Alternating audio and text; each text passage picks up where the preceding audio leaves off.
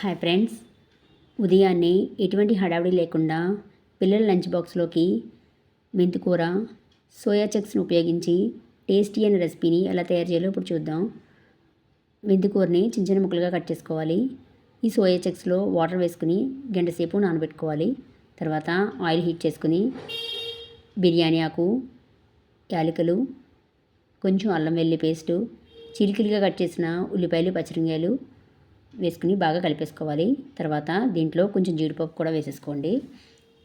తర్వాత మనం శుభ్రంగా కడుక్కున్న మెంతికూరని ఇందులో వేసేసుకుని పచ్చివాసన పోయే వరకు వేయించుకోవాలి.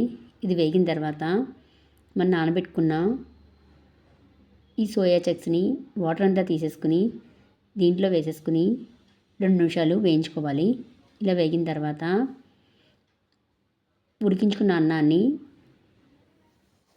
ఇందులో వేసేసుకుని రుచికి తగినంత ఉప్పు, కొంచెం కారం వేసుకుని బాగా కలిపేసుకోవాలి.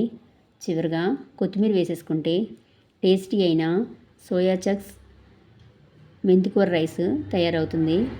దీన్ని మార్నింగ్ లంచ్ బాక్స్లోకి కానీ నైట్ డిన్నర్లోకి కానీ ప్రిఫర్ చేయొచ్చు. చాలా బాగుంటుంది. మీరు కూడా తప్పకుండా ఈ రెసిపీని తయారు చేసి టేస్ట్ చేయండి.